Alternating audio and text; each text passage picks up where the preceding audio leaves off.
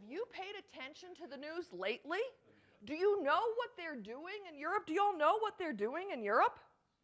Okay, so let's give you a little short thing, okay? Post-Fukushima. You know what I'm talking about, Fukushima? You with me on that? Okay. It's because y'all don't seem to be totally on top of the news. But Fukushima was a big deal, and it was a while ago. Okay, so post-Fukushima, Germany announced that they were within a decade, they were going to shut down 17 of their all 17 of their nuclear power plants. They were going to shut down 9 of them immediately, and the remaining 8 were going to be shut down within the next decade. Do you know what Germany has done to replace their nuclear power? Fossil fuels, okay? Fossil fuels. They are building 68 new power plants to replace 17 nuclear power plants. Do you get the numbers there, you engineer types? You can get that, right? Okay? So this is amazing. Of those 68 new power plants, more than half are fossil fuel. Mostly natural gas, I admit. But almost half are coal. So they're going back to coal. But you know what the newer news out of Europe is? And I love this story. In Europe, when they made their what would be comparable to what we have in America as the renewable portfolio standards, which are waning in this country, which is another small bit of good news. But in Europe, they decided to make wood a renewable fuel. It counts as a renewable fuel. Well, of course it is. Trees grow. Okay, it is renewable. However, they didn't calculate that it produces more carbon to produce a wood pellet to burn in a power plant. But Europe, right now, their largest single renewable energy source in Europe is wood. And you know what? They don't have enough trees in Europe. So guess what they're doing? They're buying them from us. They're buying them from us and from Canada. We have a whole new forest product industry being born in America because of Europe's stupid energy policies. And they know that. They're aware of that. So that's the second good news thing, is that the European Parliament voted not to prop up their failing cap and trade system. I've written a whole column on it. I could speak for an hour on that topic alone, but Mark just gave me a time signal. So third story, okay? Hooray. Do you know what happened in California? Oh, I love you, y'all. It's wonderful, wonderful. None of you know this. It's great. Okay, this is my current column. I wrote on this last week. My current column on townhall.com is called Greenbacks Beat Greens in Uber Green, California. Okay, the California legislative session, they had nearly a dozen different bills that would impede, restrict, or ban fracking. Okay? Not one of them passed. Not one. In Uber Green, California, nearly a dozen different bills. I didn't count them up, but that probably means 11. But nearly a dozen different bills to impede, restrict, or ban fracking, and not a one of them passed. The environmentalists are furious. They had grown cocky, thinking that certainly California, Jerry Brown, you know, his environmental roots run deep. Surely Jerry Brown, well, since the legislature didn't do it, surely Jerry Brown will do this by executive order. And the environmentalists have been protesting outside of his office. But he's indicating that he is probably going to approve fracking. He realizes the economic potential that is in California in the Monterey Shale. And he realizes what trouble California is in. In a recent quote from Jerry Brown, he talked about how his father helped to develop oil drilling in Long Beach. And as a result of that, it provided this huge educational fund out of the oil for the state of California. That's what Jerry Brown just said, hearkening back to his father's record. It's sounding like he's going to approve hydraulic fracturing in California. Now, if the Greens could lose in California, I have to admit, there's a little bad story here. How many of you know Mora, New Mexico? You heard that story, right? Okay, I wrote on that too. I mean, it's just up the road a piece here. But they had to go, the environmentalists had to go to Mora, New Mexico, population less than 5,000 people, with the head guy on the county commission is employed by one of the environmental groups in this state. I mean, they had to find a dumb little town like that. 23.8% of the population in Mora County lives below the poverty level. And they just banned oil and gas drilling. Now, they didn't ban fracking. They banned all drilling. Shell has like 100,000 acres leased there. The county next door has 900 producing wells. So there's good likelihood that Mora County has oil and gas, unconventional resources there, but they have banned it. So the enviros are claiming that as a great victory. But California is such a huge loss for them. Now, I mean, that doesn't mean they're going to quit. But you know what?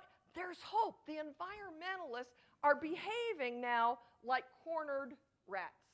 We can expect more attacks from them, and more outright. A couple weeks ago, the Sierra Club came out, and you know, usually the environmentalists, as most of you probably know, they hide behind some flora or fauna, some endangered critter that we have to protect, and they pretend that it's about the sand dune lizard, or it's about the lesser prairie chicken, when really it's about blocking oil and gas production. But you know what? The cornered rat that they have come out, and they are now bold. They are emboldened. They have come out and said, they have a new campaign called Our Wild America. And as a part of this new campaign, the Sierra Club says, the headline announcing it said, environmental groups to Obama designate national monuments to block oil and gas drilling. They've come right out. Now, I believe they're threatening their 501c4 status. I run nonprofit organizations. One's a 501c3, which means you may donate to it and get a tax deduction. It also means I can't take a political stand on that as the 501c3. 501c4 means I can do advocacy, but I can't tell you who to vote for. But you know what? The Sierra Club has come out on their website and endorsed Ed Markey for senator in Massachusetts. Their IRS designation doesn't allow them to do that. They've become so political. The UPI, United Press International, on their piece, when they announced this new campaign the Sierra Club has, they say, the Sierra Club, comma, the largest environmental lobbyists in Washington. They don't say the Sierra Club, a grassroots hiking and nature group. No, the largest environmental lobbyists in Washington, D.C. That does not coincide with their 501c4 status. I believe that they are violating their IRS designation, their code, but they are scared. They are cornered rats, and they are getting more bold and more bold in asking President Obama to designate national monuments just to ban oil and gas drilling. When you think about North Korea and South Korea, the picture that I've shown you here, and I've got more if you didn't get one, but when you think about that and you realize the role that energy plays in America, and not just energy, but energy that is abundant, available, and affordable, and you realize that we have an administration backed by the environmental lobby, such as the Sierra Club, the largest environmental lobbyists in Washington, D.C., who are pushing an agenda of ineffective, inefficient, and uneconomical energy. You have to stop and ask yourself, what are they doing to this country? And I hope that you're scared about what they are doing to this country. And if you're not, you should be, because when you take away energy, you take away freedom.